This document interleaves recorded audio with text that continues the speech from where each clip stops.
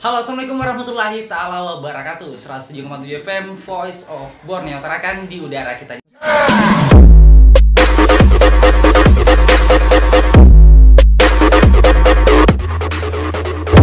Ya, halo, apa kabar sobat muda?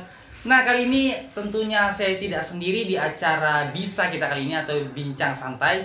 Saya ditemani langsung ketua KBS atau Komunitas Bebas Sampah. Ini adalah sahabat saya sekaligus juga teman satu lokal saya, Sobat Bakris. Halo nih Sobat.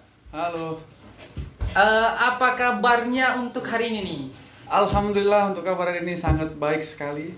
Oke, kali ini kan kita bincang-bincang santai saja nih. Kita juga mau tahu nih apa sih kayak kegiatan-kegiatan KBS, apa aja yang sudah dilakukan. Sobat Bakris bisa dulu lebih memperkenalkan diri dulu sama sobat-sobat muda gitu loh. Oke, baik. Terima kasih atas waktunya. Sebelumnya, Assalamualaikum warahmatullahi wabarakatuh. Selamat sore untuk sobat muda yang mendengarkan atau menyaksikan siaran ini. Perkenalkan, nama saya Muhammad Bakris. Di sini saya mewakili komunitas bebas sampah. Dan di sini saya juga salah satu mahasiswa aktif Universitas Borneo Tarakan, Fakultas Teknik Universitas Borneo Tarakan, di prodi teknik mesin. Seperti yang disampaikan sahabat saya, kita teman sekelas gitu Ya. Jadi apa sih itu KBS itu? KBS itu komunitas bebas sampah, ya, suatu komunitas yang bergerak di bidang lingkungan. Bidang sosial memang gitu ya? Iya, betul. Tapi kita lebih fokus di lingkungan, soal-soal persampahan gitu. Karena memang kan kita tahu juga kalau di Tarakan sendiri ya, kayak memang di pinggiran pesisir, gitu kan, kayak di belakang BRI itu sampahnya banyak banget gitu loh. Kira-kira itu kalau kita dalam komunitas bebas sampah itu sendiri bagaimana sih menghadapi kayak gitu-gitu tuh? Oke. Kalau untuk persoalan sampah di pesisir ya, itu sebetulnya salah satu PR kita juga, PR besar kita. Bagaimana kita bisa mengedukasi masyarakat, tapi juga bukan hanya mengedukasi, tapi kita memberi solusi juga. Langsung melakukan di situ, mencontohkan gitu ya. Betul. Kita juga sering mengedukasi, kita juga pernah turun aksi dari sana. Kita istilahnya dari hal kecil, kita mengut-mengut sampah, terus diikuti dengan warga sekitar, terus kita juga sharing ke ketua RT untuk bagaimana sih cara. Oh, jadi lebih pendekatan dengan masyarakat, mengajak masyarakat. Betul. Begitu ya. Awal mulanya kita harus pendekatan dulu kan. Tidak bisa kita tak kenal maka tak sayang. Tak kenal maka tak sayang. Makanya kami perkenalkan ketua KBS nih di sini di hadapan sobat-sobat muda gitu. Nah, untuk komunitas bebas sampah sendiri tuh awal mulanya terbentuk dari apa sih? Oke, kalau kita berbicara awal mula ya. Iya. Pasti kita berbicara tentang sejarah.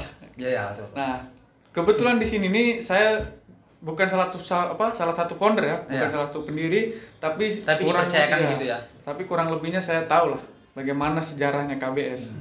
Jadi komunitas bebas sampah itu dulu terdiri dari 5 orang. Pendiri. Iya, menurut saya itu orang-orang yang sangat luar biasa lah. Mereka tuh memiliki kepedulian lingkungan yang sangat tinggi. Nah, awal mulanya tuh ketika ada kegiatan mahasiswa, kita sebut aja lah, kita sharing aja kan. Ada apa? Nah, waktu itu ada mahasiswa demo gitu ceritanya. Nah, ketika demo itu, setelah demo itu mereka meninggalkan tempat dan meninggalkan sampah juga. Yang pas omnibus law kah? Lain. Itu ada sudah hampir 3 tahun silam. 3 tahun. Iya, kita kan berbicara omnibus law karena itu sudah banyak. Itulah, kemarin kita habis demo itu kita buat kegiatan, jadi pengumpulan sampah terbanyak diposting, kita kasih hadiah gitu. Oh gitu ya? Luar biasa sekali. Ini berupa apa tuh? Ya mungkin tidak terlalu mewah sih, setidaknya adalah ya sedotan stainless kan gitu, tumbler, tote bag gitu-gitu aja sih. Nah, kalau untuk orang-orang yang di komunitas bebas sampah sendiri itu kira-kira berapa orang tuh? Kalau untuk sekarang ini sudah ada hampir 60 orang. 60 orang. Tapi kita tahu lah di komunitas namanya kita ini relawan ya, ormas organisasi masyarakat. Nggak dibayar juga. Iya, relawan. Jadi sudah istilahnya banyak yang memiliki pekerjaan, banyak yang sudah memiliki keluarga. Jadi mereka tidak bisa istilahnya berkegiatan terus lah.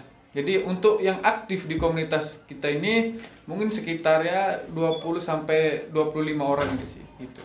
Nah, ini juga salah satu kemarin kan pas di tempat camping itu. Oh iya, betul. Tempat camping itu kan rata-rata memang orang suka untuk camping nih. Nah, betul Tapi sekali tuh. membawa masuk makanan sama bungkus-bungkusnya itu, tapi lupa mungkin mereka bawa keluar. Jadi bagaimana tuh kalau kalian kan juga ada pada saat camping situ Iya, betul sekali. menanggapinya. Nah, gini. Pas waktu camping kita kan, Ya. sempat kita ketemu, sempat juga kita ngobrol. Memang camping tuh kita sengaja, istilahnya kita berkegiatan lah juga. Bukan hanya refreshing, tapi kita juga berkegiatan. Jadi setelah kita camping, kita bersih-bersih. Kita mengajak juga istilahnya masyarakat yang masih berada di lokasi Ya. itu. Wah, itu emang luar biasa ya. Waktu kita setelah camping tuh banyak sekali sampah-sampah yang tertinggal. Dan mayoritas itu sampah istilahnya Plastik. Iya, plastik. Ah. Sampah. Dan itu sangat susah terurai. Dan waktu saya camping itu, wah luar biasa tuh di Batu Mapan itu kan. Mapan, sebut aja merek Iya, Batu Mapan. Batu Mapan tuh masih ekosistemnya masih terjaga. Iya.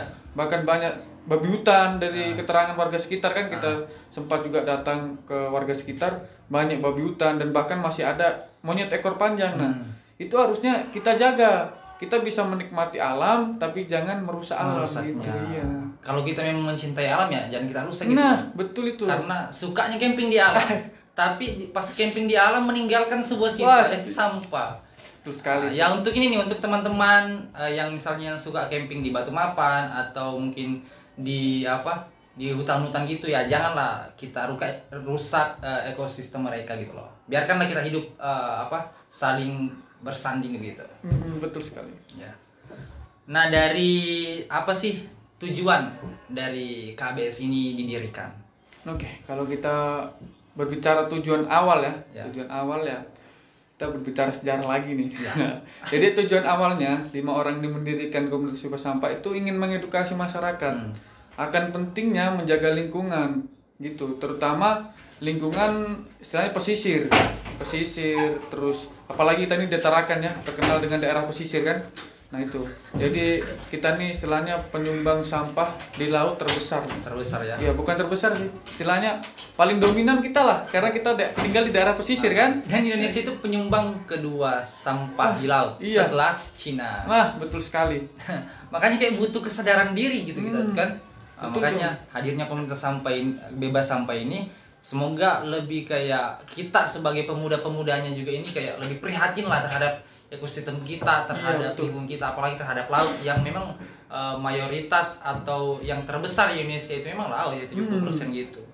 Apalagi kita nih kan istilahnya laut itu adalah Sumber sumber mata kita. pencarian. Mata pencarian. Jika laut tercemar, maka ekosistem di laut itu kan berkurang. Betul. Bahkan itu kemarin sempat penelitian. Ini kita sharing ya, Iya. benar penelitian. Jadi ikan itu sudah tercemar oleh mikroplastik. Dan ikan itu kita konsumsi. Bayangkan. Kita sudah sampai segitunya ya. Iya, jadi Berdampak sampah-sampah di laut itu tidak langsung terurai, tapi dia jadi mikroplastik yang dikonsumsi oleh ikan, dan ikan itu kita konsumsi. Bayangkan. Apalagi bahan-bahan kimia itu yang sudah dikonsumsikan, betul sekali. baru kita konsumsi lagi ya. Tuh. Kayak kena batunya lah. Kalau kau buang nanti kau kena batunya sendiri. Karma. Apa yang kau tanam, itu yang kau tuai. Betul. Ya itulah sobat-sobat, makanya minimal dari diri kita sendiri nih, ketika misalkan kita merasa bahwa lingkungan ini kita perlukan ya, kita harus menjaganya.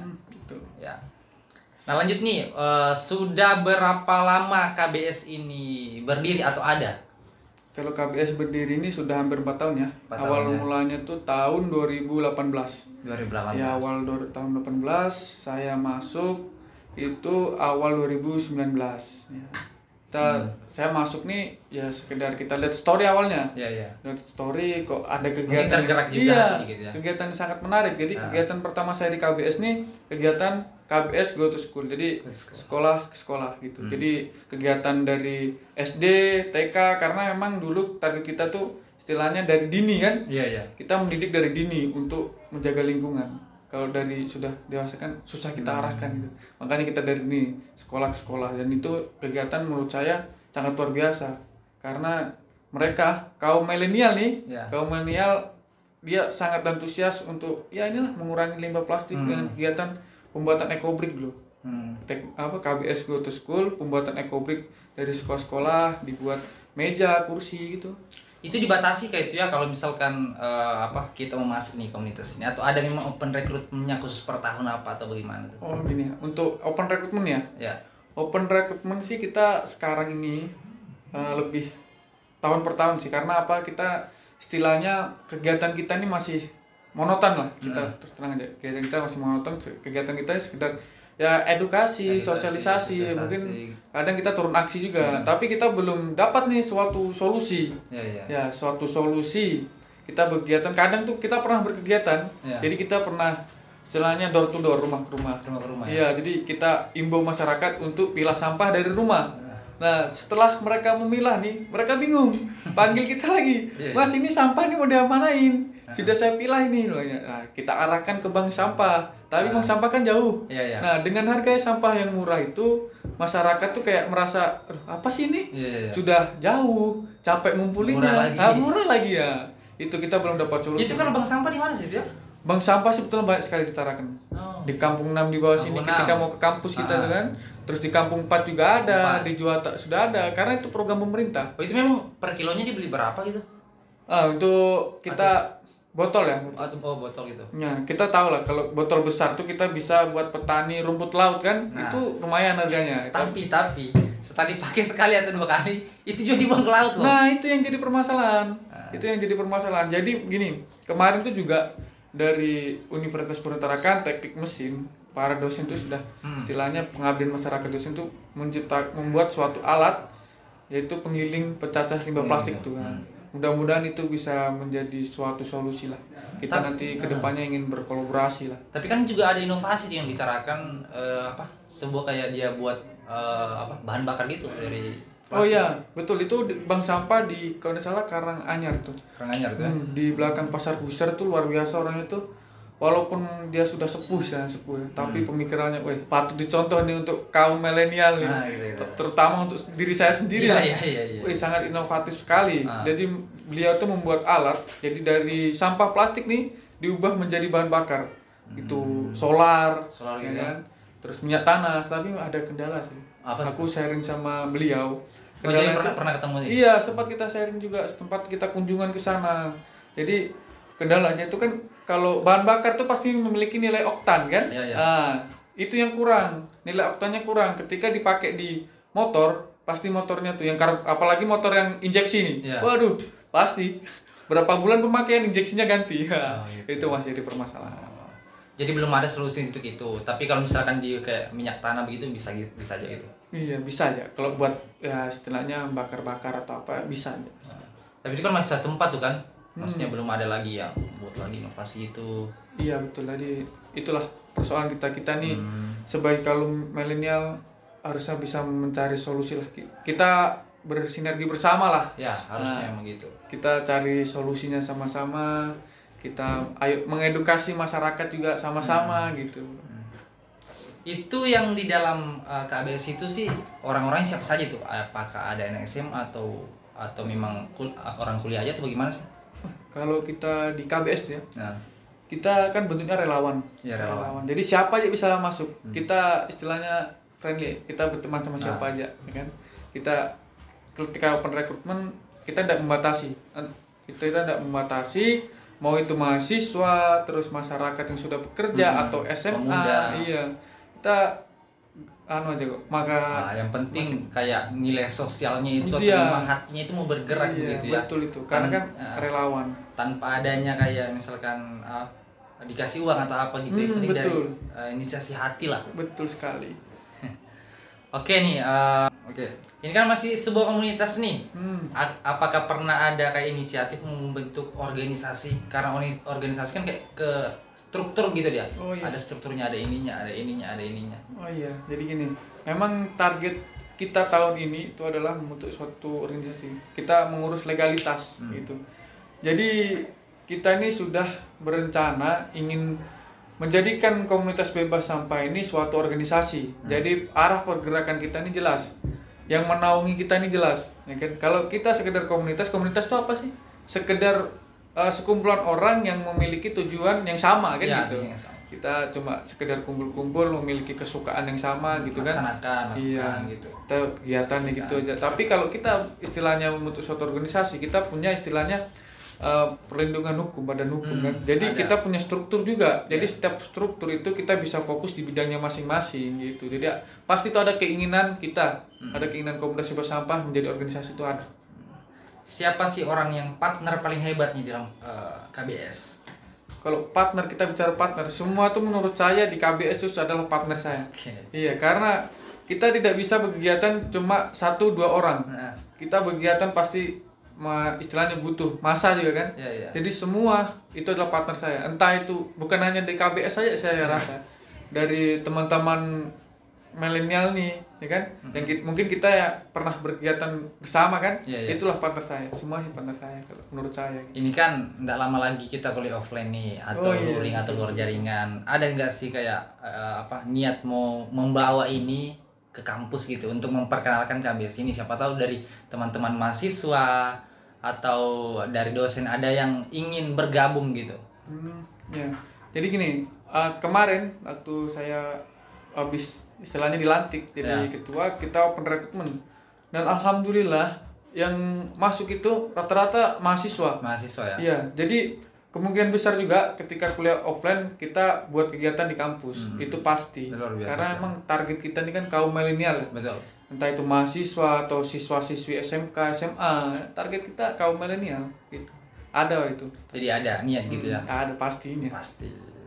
Nah, ini kan mau kayak mau hampir sama lah juga, karena ada di Universitas Borneo sendiri itu pencinta alam gitu.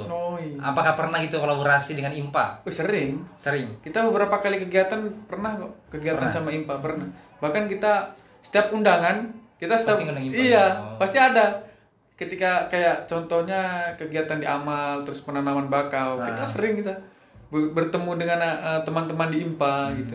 Sering berkegiatan. Jadi memang sudah kayak melibatkan mahasiswa begitu ya. Di awal-awalnya gitu. Karena target kita ini kan bukan hanya masyarakat tapi kaum milenial juga. Jadi kita setiap berkegiatan kita usahakan juga organisasi-organisasi yang pemuda.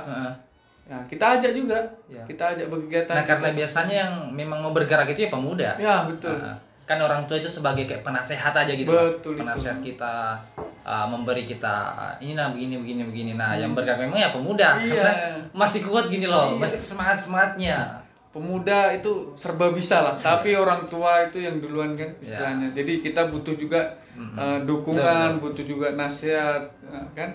Jadi pemuda tuh kita harus punya semangat yang luar biasa lah, karena pemuda serba bisa. Jadi pemuda serba bisa ya. Tapi yang hal positif tentunya. Ya. Untuk teman-teman, karena sudah beberapa menit berlalu dan juga kita telah masuki akhir dari bisa kita ini atau bincang santai kita kali ini, mungkin aja segitu dari saya sebagai presenter. Dan mungkin kalau teman-teman atau sobat-sobat di rumah yang ingin part 2-nya atau mengundang kembali Sobat Bakris ini, silahkan di komen, silahkan di subscribe, dan silahkan di like dan di share juga tentunya. Ya, mungkin itu saja. Mungkin ada closing statement dari Bakris mungkin untuk sobat. Untuk closing statement yang agak salah, tapi closing statement dari saya, marilah kita jaga alam, maka alam akan jaga kita, ya kan? Karena sebagian besar istilahnya kebutuhan kita tuh berada di alam gitu. Ketika kita bisa menjaga alam, maka alam akan jaga kita. Sebetulnya sampah itu bukan suatu masalah, tapi sampah itu bisa menjadi berkah untuk kita semua. Yang penting kita bisa memilah, memilih dan mengolah gitu. Itu closing statement memilah, saya. Memilih dan mengolahnya. Oke sobat-sobat, mungkin itu saja yang bisa kami diskusikan kali ini. Kurang lebihnya mohon dimaafkan. Dari Jalan Amal Lama RT 4, Gedung Rektorat Lantai 6, Perpustakaan Universitas Borneo Tarakan, Rizal dan kru yang bertugas pamit undur diri, dan see you next time guys.